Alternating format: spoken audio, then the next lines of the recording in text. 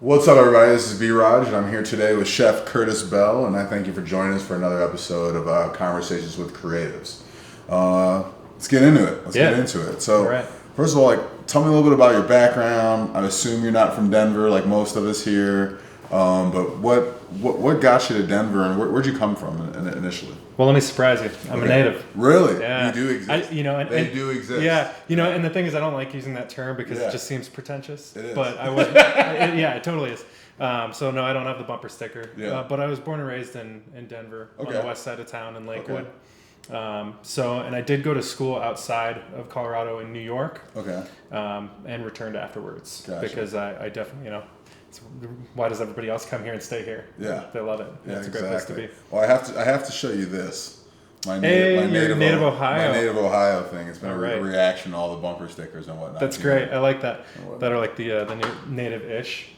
Yeah, I've been here great. 4 or 5 years. Yeah. I feel like that's Long enough. kind of now the I tell people I've been here about 4.5 years, and they go, okay, I got here before the rush. They accept me. They accept me. They Yeah. accept me. Yeah, you know your way around. Right, absolutely. All right, so Lakewood area. So Yeah. to me as being a newer person, Denver seems like a super foodie city. Right. Ton of restaurants, ton of opportunities around here. Has it always been like that, or is that what led you to get in, becoming a chef, or? I wouldn't say it was ever one of the main food destinations in the U.S. Denver was originally known as a steak and potato town. Right. And we had lots of steakhouses, not a whole lot of really creative contemporary food. So in the last 10 years, that's really evolved a lot. And there was a lot of, there were great places and people being innovative before that. Some really big name chefs that came up here, but nothing compared to Austin, Seattle, San Francisco, New York, some of these places that it's just, they're closer to the water and sources of year-round produce. Right. And I think that's why Denver was a little bit isolated for a while. Take me back to the beginning. How'd you start getting into food initially? How'd you start getting into cooking and that type of thing? Yeah, so I grew up around food. My father, he always loved cooking around the house. There was a small point in time where him and some friends were going to open a restaurant together and lease a place. And I think that may have triggered something. Yeah. But also I went out to dinner with him and his friends all the time. Yeah. They had a nice expense account, and I was able to tag along and chip in on that. Be a part of it. But eating nicer food when I was young, being exposed to that, and then having good food at home, really all my earliest memories tie back to food somehow, good or bad. Right. And so when I was about 10 years old, we would go to a restaurant called the Trinity Grill, which is now La Loma across from Brown Palace Hotel. And the chef would come out and bring us a souffle or something at the end of the night. We're sitting at the bar chatting forever. My dad's smoking a cigar. Yeah. And I'd talk with the chef and talk with him about food and whatnot. And I realized when I was 10 that you can be a chef as a profession. At that age, you're like fireman, police officer, all those, those kind of jobs. And at the time I was like, I'm going to be an engineer or meteorologist. Really random transition. But food is chemistry and physics applied is what I always tell people. And I would have conversations like that with the chef and just decided I'm going to look into food. And I just gained an interest. Yeah. And everybody thought it was legitimately organically too. Yeah, everybody thought it was a phase too. But then when I was 12, I discovered what school that same chef went to, and I turned to my dad and said, "Dad, I want to go to the Culinary Institute of America in New York." And he's like, "Yeah, keep dreaming, kid." Yeah. Because it's like the Harvard of culinary schools. Okay. If you went to Johnson and Wales, you'd want to fight that. Right. But it's the best culinary school in the country. Interesting. So. So that's is that 2 years, 4 years, or how much time is in New York? So I did the 2-year program because really getting out in the industry and getting the experience is what I wanted. I was hungry to learn and to get in the field. Right. A lot of people do a bachelor's program and it's a fully accredited legitimate degree, whereas a lot of culinary programs are not. They're more so of like a certificate. Yeah. So it was to me about getting to that school, being around those chefs, being around New York City, and then getting out in the world and applying the skeleton of knowledge that they taught me and adding muscle to that. Gotcha. Yeah. So give me some highlights. We post post leave college, you're in New York to obviously where we're at today. Right. What are some like the, I feel like there's so many people out there who are like, I'm never going to make it. I'm struggling. I'm doing this. I'm doing that. Yeah. Tell us a little bit about, your journey from, all right, I'm done with school. I've graduated. I'm ready to tackle the world, to where you're at now and stuff. Well, it was a pretty swift journey. I mean, I graduated when I was 19 and I worked in Montauk in the Hamptons for a summer. Came back here, had a potential job offering working for Kevin Taylor, who owned quite a few restaurants around town and was a very prominent name. I think there's other names that have come to be more on top of the scene right now. Right. But at the time, he was the top. So working for him was a big deal. Got the job, worked there for a while, and grew really quickly into management. And then decided, okay, well, I'm gonna, take my talents to the next level, and got a sous chef position at one of the more prominently known French restaurants in Vail. Okay. Le Tour. Okay. Worked there for a season, and it broke my passion. So corporate or what? No, it wasn't even that. It was relentless hours to the extent of 9 a.m. to 1 a.m. It snowed every day, so it was kind of depressing weather up there. I love skiing, and I wasn't able to ski because I was working too much. So it was just there were a lot of factors to it, a lot of pressures as well. Being in management in a restaurant is not always easy, and you have ownership down your throat every day. So there were a lot of components to it, of having all my friends in Denver, me being just kind of isolated. I decided to take a break. Yeah. I took a sales position in a cubicle. Really? Making 100 phone calls a day. The only job I've ever had not in the kitchen. Just pivoted hard. Real hard. You kind of like punted it for a little bit. Like just done with it. Yeah, it was just like, I need a break. I need to figure myself out again. So yeah, I mean, because I was crashing hard, and I could have stayed there. I could have fought it out, but I realized that like restaurants weren't for me. And I've always felt, I've always had an entrepreneurial spirit. I've always had other side projects going on. Right. And I knew that being in the back of a kitchen was going to limit me from the potential I had to work with people. Right. So I left, and my entire family's in sales. That's why I did that. Yeah. And was like, well, maybe I'll be successful with this. Granted, I didn't want to do food sales or whatever.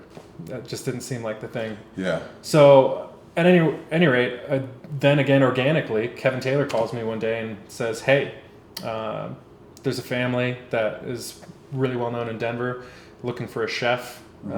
Pretty sweet gig. Do you want me to throw your name in the hat? I was like, fuck yeah. Yeah, right. Absolutely. Yeah. So he did, and I was, we're only 2 years after school. I'm 21. Okay. And I interviewed for the job, and I'm like, man, there's no way I'm qualified for this. Right. But you always have to shoot for something that's a little bit beyond what your means are, beyond what your current skill set is. Push yourself, and I think I'd had enough time out of kitchens to be ready to get at food again, and I felt hungry to get that passion back and reignite that. So I got the job, and I've been working with that family ever since. Oh wow. Yeah. So that's we're getting close to 8 years with that family. Yeah. That's awesome. Yeah, it's great, and since then I've had time to foster all of the other projects. Right. Everything else that I've wanted to be a part of. That's what's interesting is like, obviously, so we got connected after I saw, Certain Sport, put a thing out about you. Yeah. And I was like, well, they didn't tag his name. Who is this? And I think I mentioned it, like, oh, who is this? What's the story about? Oh, blah, blah, blah. Yeah. Interesting. And then, I took a look at your profile, and I saw that, you're doing some documentary stuff. And so I kind of get now, like, how you gotten to this point, but what else are you working on, or what else are you into? You mentioned the entrepreneurial spirit, like right. It seems like you got a lot going on in your kitchen, literally. Yeah. Well, I mean, in my kitchen stuff, I've done private catering and things of that nature for a long time, and that built a reputation to where I was more in the public eye of enough people that got me to the reasoning that Certain Sport wanted to interview me working for Vaughn. Okay. So Von Miller for the Broncos. At home. So Von Miller for the Broncos. I'm his chef. I'm going in my second season with him. Nice. And so there's that, and that's a bit of that public eye. But then so the other stuff, my friend that I met in a cooking class in high school, ironically, he is a digital marketing strategist and graphic designer, web designer, jack of all trades kind of guy. We've been working on a documentary since 2015 about pho. I'm a big pho fan. I'm excited about this. Yeah. And you got the name of it, right? Yeah. The Fuckumentary? Yes. So very well done. You need t-shirts. Yeah. T-shirts. We've got some. And we're working on more. Good. So it was an idea that came out of him and I have worked on a lot of projects together over the years. We did a magazine. He had a clothing company. He helped me with some other small things that I was trying to build up that are completely random and have nothing to do with any of the other topics that we've talked about. But we've always been a part of each other's worlds entrepreneurially. And so we teamed up for that because it was like, hey, he's good with video. I know food really well. Good team to go and do a project like this and try to find the history of a certain food that nobody seems to know the history of. Right. So we've been chasing that for a long time. And then that's evolving as well into the fact that we really enjoy this. We love meeting people, talking to people, hearing their stories, and it's helping us to grow. And we know that in turn, our projects will help other people grow and spread ideas as well. Absolutely. So where are you traveling for this documentary? Like I know you spent some time abroad. Are you hitting some of the Denver fuzz as well as abroad, or like where's this thing going? So I mean, initially, right away, we were like, okay, we got to go to Vietnam. So we started a Kickstarter project. The original. Yeah, we had to find that. So we do the Kickstarter project, get our tickets to Vietnam before it's even funded. We were in Vietnam when the project was successful. Yeah. So that was just lucky. We were like, shit. Well, here we go. Yeah, I'm really happy that worked out. Yeah. But anyways, so we've gone all over the country. We've done a lot in Denver. It's a big hub, but there's a lot of big hubs, and it's really where everybody went after the Vietnam War. Or as in Vietnam, they call it the American War. Interesting. Yeah. Right. We ended up doing a lot along the West Coast, Seattle, Portland, San Francisco, LA, San Diego. That was a big area. And then also Vancouver. Vancouver was a really, really big town. Yeah. They actually took in more Vietnamese refugees per capita than any other city in the world. Interesting. Yeah. So that was a really great experience going up there. And then since then, we've traveled around a bit doing some other things for a series that we're going to follow or do before the documentary. We're not exactly sure where the releases are going to happen. But we just spent a month in Japan and did followed some stories there. Yeah. Recently we were in Oregon and followed the Oregon Truffle Festival, and we've got some really great stories with that. Most people don't know there's truffles in America. No. Yeah. So, or you might not even know what a truffle is, other than a chocolate, and that's not at all what we're talking about. Yeah. So we've been all over, and we've got a lot of ideas of other places we want to go. Nice. So out of the places you've been, give me. I'm putting you on the spot here. Give me best top 3 pho places that you've been to, maybe restaurants if you can remember the names, and then we'll break it down like to your top couple in Denver too. All right, so that's making some big claims. Those are fighting words to people in the pho world. It is. That's the thing. It's opinion and experience too. Right. How was your service? What do they do? And you know what I mean? Like I think that all kind of frames your dining experience. Right. And to me, I always rate it down to the broth. Okay. The broth is where it starts. Okay. And the best bowl I've ever had in the world, which I am happy to claim, is in San Diego. Okay. At a place called Pho Hoa. Okay. I get San Diego I can try that. That's a big claim to anybody. But that's a place that's been around since the big kind of migration of everybody coming to the US. Okay. I would say second to that in the U.S. is in Oregon, and I'm pretty sure it's called Pho Oregon. Okay. In Portland. Good. That's good SEO there. Yeah, it's great. It's really good broth, and it's cool. It always tends to be the places that are a lot more old school. Yeah. Somewhat. Yeah. There's a really cool one in Seattle that everybody has seen because they do like this giant bowl of pho, and they also make their own noodles. That was key to me because there's no other place I've seen in the U.S. that makes fresh noodles every day. Okay. It's really hard to do. Yeah. So most places don't. Right. And that's called Dong Tap noodles in Seattle. And it's kind of in the little Saigon district there. Okay.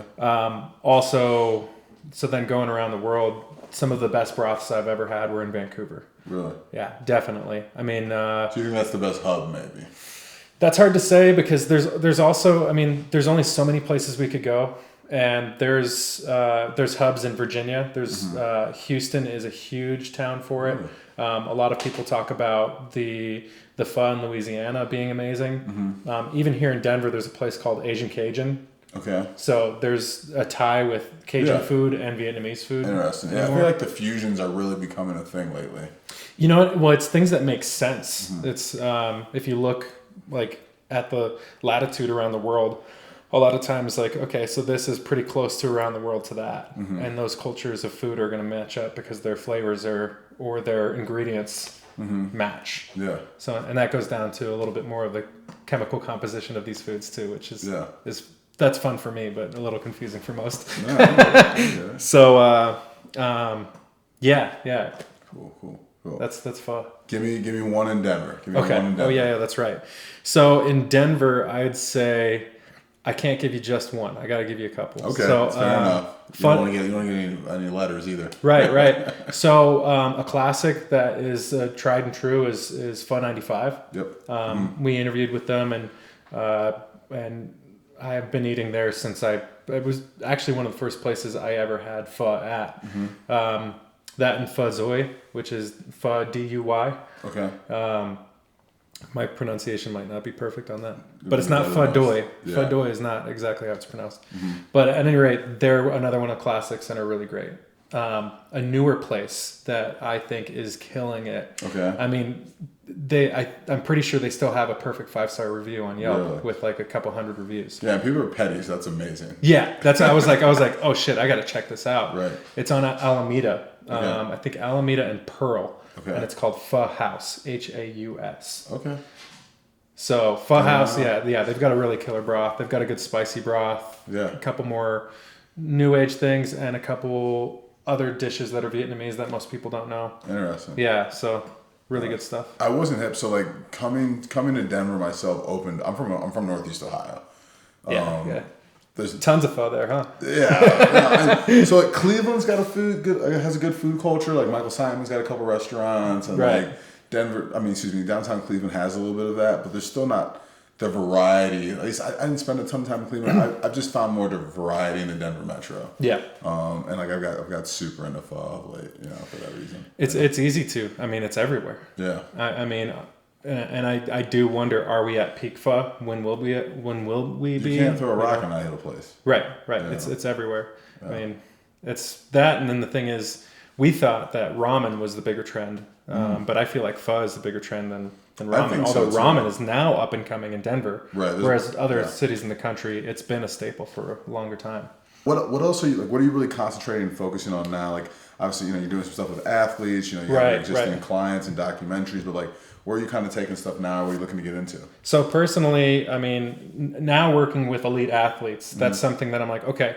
I personally have gone through my own transitions of growth, of being completely out of shape to losing. I lost 60 pounds in 1 year. Wow. And then decided to see what I could do with lifting weights and gain back almost 30 pounds doing that. Intentional 30 pounds of muscle. And so right now I'm working personally on myself of transforming into the most, strong individual I can be, and doing that with a very nutritional mindset to that.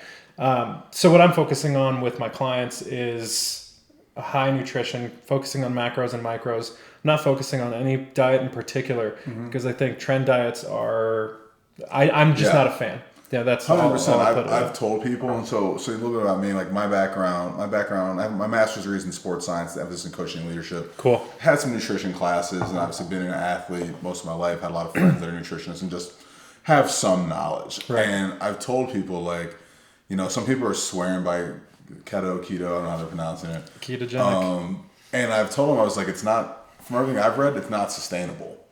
Like you can do not it. My opinion. I think you can fat it. I think you can cut some weight. And you can do it, but I don't think it's sustainable and super healthy for people. Like I think people need to learn how to like live a holistic lifestyle and have a well-rounded nutritional plan. That's my key to everything is balance. I think that everybody needs carbohydrates. Yeah. That carbohydrates relay to energy, and if you are high activity. If you're an athlete, you need to replenish your glycogen stores, which are replenished through carbohydrate consumption. Right.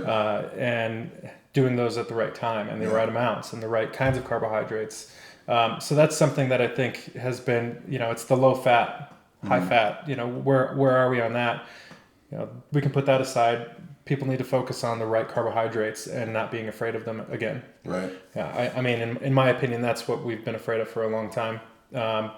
But at any rate, so I'm focusing on getting balanced macronutrition to my clients and getting them to understand the right time of day to be eating certain macros and what quantities of calories in those macros, depending on their activity. So, in the morning, doing this, if you're going to work out once or twice in the day, when you should be eating more carbohydrates to accommodate for that. And also protein intake can be so high, and it doesn't necessarily need to be for the right protein synthesis. So I'm focusing on those sorts of things and developing programs for the people I'm working with to help them reach their goals, and at the same time I'm working on reaching my own. So it's a I mean, you're literally in it with them. Yeah, that's what I want to be. I want to be, and also I want to be eating exactly what my clients are eating. So that's something that I've done this year. I just got back from 2 weeks in New York though, so off the wagon. Yeah, totally off the wagon, but back at it. So that's I get it. So sports nutrition, sports dietetics. That's something that I'm really focusing on. It's pretty much that and the film work. So I'm working on that other docu-series with my friend Freeman. We're coming together with some new food ideas, highlighting old world foods, new world foods, and some topics surrounding the world of food. Hopefully giving people insight to topics that they didn't really know much about beforehand, and pairing together also some things that are being reinvented that have some classic roots. Got it. So that's the general theme of the series. Cool. Interesting. Yeah, should be. It's. We've got some really cool content to come. It's exciting. Well, I'm looking forward to it all rolling out. Yeah. Athletes, general population, whoever, private catering. I'm sure you're open to a lot of things right now. How can people reach out to you? What's the best way they can find you on social, email, websites, any of that stuff? I would say the best way to reach me is on my Instagram at Chef Curtis Bell. That's real easy. I've got a website if you want to take a look at it, but it doesn't represent everything I do. It's because that's constantly evolving. So check out my Instagram, and my email is on there, which is also curtis.chef@gmail.com. It's really easy to reach me. My phone number is pretty much everywhere. Yeah. So if somebody wants to call me, you'll get me. Yeah. You guys get a hold of them. I commented on a random post, and Curtis hit me back, and here we are. Yeah. Well, then I'm glad we finally got to sit down and chat. Yeah, me too. You got a lot of fun stuff going that I vibe with, and I'm sure we'll be getting into some stuff together as well. I can't wait, man. Yeah, I appreciate it. Thank you. Yeah, thank you.